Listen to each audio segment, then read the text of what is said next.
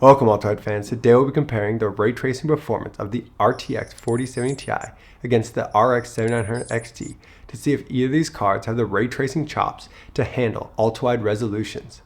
Sorry about the sick voice, the whole family's been fighting a persistent cough. But without any further ado, let's get into those benchmarks. First, we have Cyberpunk 2077, the poster child for ray tracing, played at its Ultra RT preset. At the 3440 by 1440 ultra-wide resolution, we see the RTX 4070 Ti is 34% faster than 7900 XT, though neither is putting in that good of a performance with 35 and 26 FPS. Once DLSS and FSR quality is turned on, we now see the 4070 Ti achieve 60 FPS average, and the 7900 XT just making it to acceptable range, making the 4070 Ti 30% faster. At the 3840 by 1600p ultra-wide resolution, we see the 4070 Ti now performing 27% faster than 7900 XT for ray trace performance. When we turn on DLSS and FSR, we see the 4070 Ti once again 30% faster than the 7900 XT. At this resolution, the 4070 Ti is no longer able to hit 60 FPS, falling down into acceptable range at 51 FPS, and the 7900 XT falls into unacceptable range. At our super ultra-wide resolution of 5120 by 1440, we see the 4070 Ti is only 15% faster than the 7900 XT when ray tracing, but when we turn on DLSS and FSR, we see the 4070 Ti's lead return to the low 30s with a 32% performance advantage, with both cards now in unacceptable range. And at our highest resolution of 5120 by 2160, we see the 4070 Ti only a scant 10% ahead of the 7900 XT when ray tracing. But when we turn on DLSS and FSR quality, we see the margins return to the low 30s for a 31% performance advantage for the 4070 Ti. When ray tracing, we see the 4070 Ti's advantage slowly dwindle away as the resolution increases, and with its low video memory hampering its performance. But once upscaling is turned on, the reduction in render resolution allows the 4070 Ti to recover all of its lost performance, as it is no longer memory constrained. Closing the gap at higher resolutions for the 7900 XT isn't much of a success due to it being completely unplayable at these higher resolutions. Next up, we have Shadow of the Tomb Raider, played at its highest preset with ultra ray tracing shadows on. At our 3440 by 1440p ultra-wide resolution, we see the 4070 Ti only 3% faster than the 7900 XT when ray tracing is on, with both cards achieving high refresh rates in the low 90s. So when we go to turn on our upscaling, we find that this game does not support FSR, so the AMD card will have to rely on XeSS, and since XeSS doesn't perform nearly as well as FSR, it gives the Nvidia card a distinct advantage when upscaling is applied. And now we see the 4070 Ti with a 35% performance advantage. Moving to 3840 by 1600p ultra-wide resolution, we see that there is a dead heat between the 7900 XT and the 4070 Ti, with both cards delivering 78 FPS. Once again, when we use upscaling, we see that thanks to DLSS's superiority over XeSS, the 4070 Ti is getting 36% performance advantage. At our super ultra-wide resolution of 5120 by 1440, we see another near dead heat with the 4070 Ti only having a 2% advantage over the 7900 XT, with both cards delivering smoother refresh rates at this resolution. Once upscaling is turned on, we see the 4070 Ti's advantage grow to 39%. At our most extreme resolution of 5120 by 2160, we see the 7900 XT again match the performance of the 4070 Ti frame for frame, with both cards delivering an acceptable performance. Once again, when upscaling is turned on, we see a huge 43% advantage for the 4070 Ti.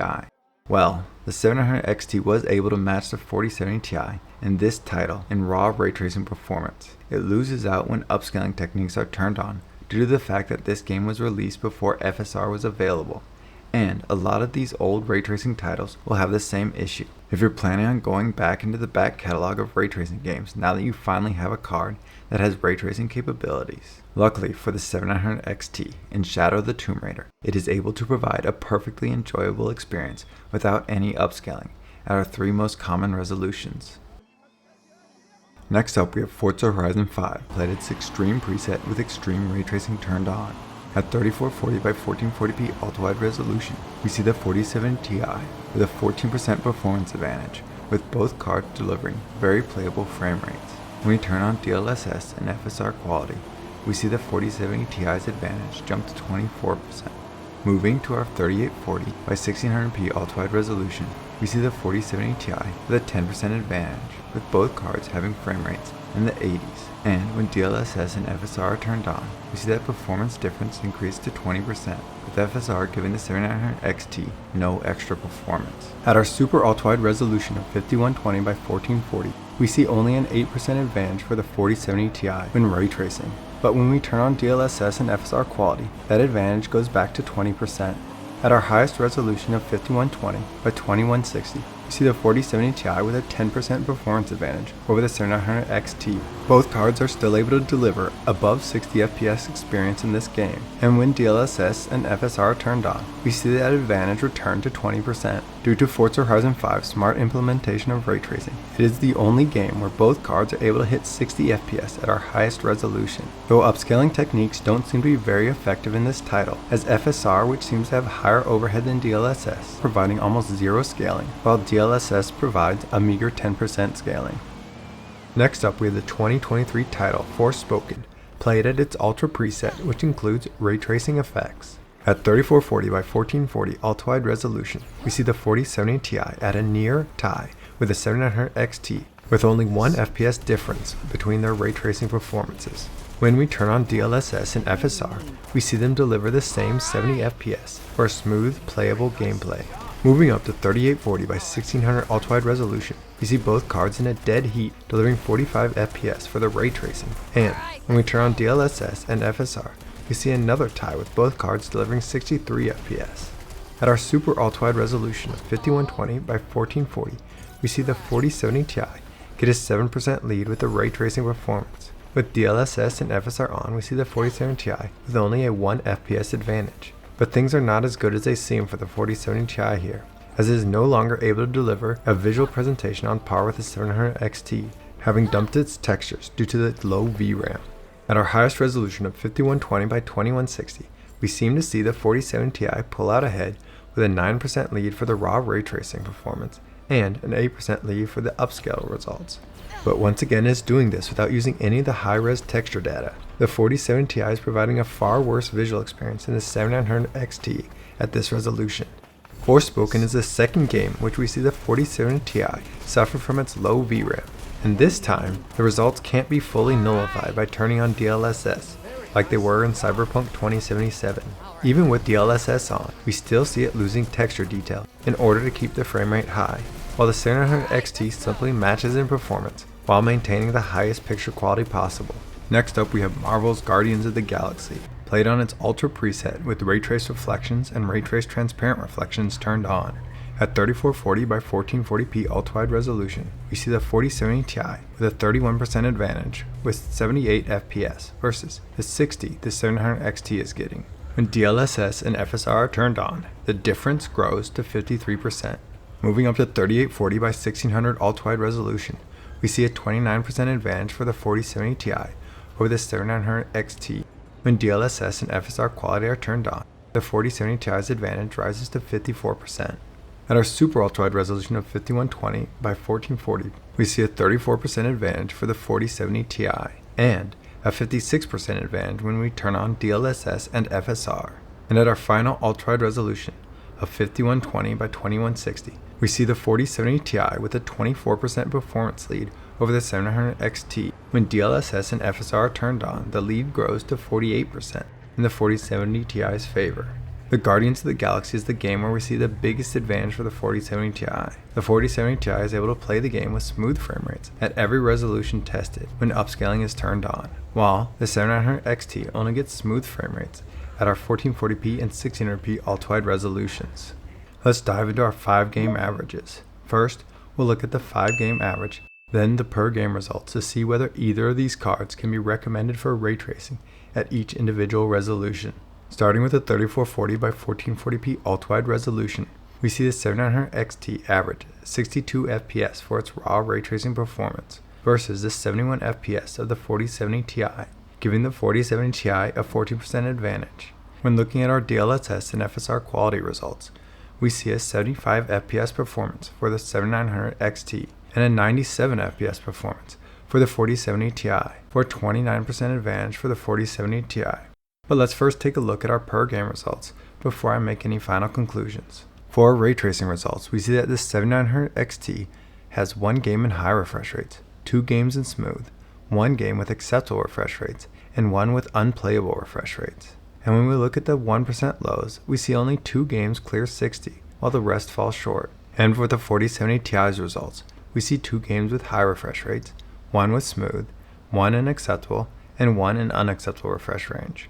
And for the 1% lows, we see 3 games clear 60, with 2 falling short. When we look at the upscaling results for the 7900 XT, we see 1 game in high refresh rates, 3 games in smooth, and 1 game in acceptable refresh rates. And for its 1% lows, we see 3 games clear 60, while 2 games fall short.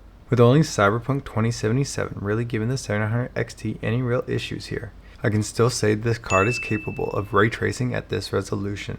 Moving on to the 4070 Ti, we see 2 games hitting very high refresh rates, 1 in high refresh rates, and 2 with smooth refresh rates. And when we look at the 1% lows, we see 3 games over 60 FPS, and 2 that fall short.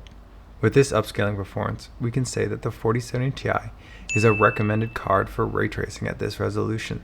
Moving on to our 3840 by 1600p ultrawide resolution, we see the 7900 XT delivering 55 FPS average of raw ray tracing performance, with the 4070 Ti delivering 61 FPS average, giving the 4070 Ti an 11% advantage. When we turn on DLSS and FSR quality, we see the 7900 XT deliver a 67 FPS average, and the 4070 Ti deliver an 86 FPS average, giving the 4070 Ti a 29% advantage. Let's take a look at our per game results before rendering our verdict. Looking at our RT results for the 7900 XT, we see 2 games with smooth refresh rates, 2 with acceptable, and 1 with unplayable refresh rates. When we look at the 1% lows, 2 manage to clear 60, while 3 fall short. And for the 4070 Ti, we see 3 games with smooth refresh rates, 1 with acceptable, and 1 with unplayable. When we look at the 1% lows, we see 2 clear 60, and the rest fall short. When upscaling, we see the RX 7900 XT with 4 games with smooth refresh rates, and 1 game with unacceptable refresh rates. When looking at the 1% lows, we see 2 games above 60, with the rest falling short. The RX 7900 XT is a passable ray tracing card at this resolution, but not a fully recommended one. When upscaling the RTX 4070 Ti, we see 3 games with high refresh rates, 1 with smooth, and 1 with acceptable refresh rates. When looking at the 1% lows, we see 3 games above 60 and 2 that fall short. While this performance level would usually get the card a green check, the fact that we are already seeing low VRAM hurt performance in raw ray tracing results. With things going the way they are, I'm too worried about future performance to give this thing any more of a recommendation than just being a passable card at this resolution. At our super ultra-wide resolution of 5120 by 1440p, we see the 7900 XT's raw ray tracing performance coming at 47 FPS, and the 4070 Ti's raw ray tracing performance also dropping to acceptable range with a 53 FPS average, giving the 4070 Ti an 11% advantage over the 7900 XT. And when we turn on upscaling, we see a 59 FPS average for the 7900 XT and a 76 FPS average for the 4070 Ti, giving the 4070 Ti a 30% advantage at this resolution. Now let's take a look at our per game results. For the raw RT results, the 7900 XT sees only 2 games in smooth range, 2 in unacceptable, and 1 in unplayable. For the 1% lows, no games manage to be above 60 FPS. The raw RT of the 4070 Ti shows 2 games in smooth range, 1 acceptable, 1 unacceptable, and 1 unplayable. And for the 1% lows, we see 1 game above 60, with the rest falling short. Moving on to our upscaling results, we see the 7900 XT with 2 smooth games, 2 acceptable games, and 1 unacceptable game. And when we look at the 1% lows, we get only 1 game above 60, with the other 4 falling short, making the RTX 7900 XT unsuitable for ray tracing at this resolution. As for our 4070 Ti's upscaling results, we see 2 high refresh rate games, 1 smooth game, 1 acceptable, and 1 unacceptable. As for the 1% lows, we see 3 games above 60, and 2 that fall short, with the 4070 Ti's low VRAM causing it to completely fall apart in one title at this resolution, despite some good showings in the other games. I can't recommend this card at this resolution. At our final resolution of 5120 by 2160 ultrawide, we see the RX 7900 XT delivering 37 FPS for its raw ray tracing performance, while the 4070 Ti delivers 40 FPS, a 9% advantage for the 4070 Ti. And when we look at upscaling results, we see the 7900 XT delivering 47 FPS, while the 4070 Ti delivers 61 FPS average, for a 29% performance advantage. Let's take a look at the per game results. When looking at the raw ray tracing results for the 7900 XT, we see one smooth game, one acceptable game, one unacceptable game, and 2 unplayable frame rates. When looking at the 1% lows, it's pretty much a disaster. As for the 4070 Ti, we see one smooth game, one acceptable game, 2 unacceptable games, and 1 unplayable game. At the 1% lows, we do get a single title above 60, but the rest are in bad shape. With upscaling turned on, the 7900 XT still only manages a single title in smooth range, 3 at acceptable frame rates, and 1 at unplayable frame rates. As for the 1% lows, no game manages to clear 60 FPS, making the RX 7900 XT unsuitable for ray tracing at this resolution. The RTX 4070 Ti's upscaling results see 3 smooth games, 1 acceptable and 1 unacceptable game. When we look at the 1% lows, we see 2 games stay above 60, with the rest falling short, with 1 game losing visual fidelity, and 1 with serious stuttering due to low VRAM. The 4070 Ti cannot be recommended for ray tracing at this resolution. Now that we have seen what resolution these cards are suitable for, let's take a look at our price to performance chart. Here we see both cards coming at their new and improved MSRPs of $799. We see the RTX 4070 Ti with a 12% price to performance advantage over the 7900 XT at the one resolution I recommend both cards at. When upscaling is turned on, that price to performance lead grows to 23%. We see the RTX 4070 Ti delivering tier above performance in almost all of our ray tracing scenarios when compared to the RX 7900 XT. And when we look at the unupscaled results, at our lowest resolution, we see both cards delivering over 60 FPS. But once DLSS and FSR quality are turned on, the RTX 4070 Ti is able to deliver a smooth 60 FPS in all of our titles, while the RX 7900 XT is just barely scraping its way to acceptable performance in Cyberpunk 2077. The extra confidence that the RTX 4070 Ti gives you that you'll be able to run the next ray tracing game that comes your way can often be worth more than the raw numerical value implies to a ray tracing lover. There's a concerning trend for the RTX 4070 Ti, and that's the huge amounts of VRAM that new titles are requiring. And turning on ray tracing only increases those memory demands. We are already seeing 2 of our titles that are memory constrained by the RTX 4070 Ti when we go to higher resolutions. I would now consider the RTX 4070 Ti to be strictly a 3440 by 1440p ultrawide card.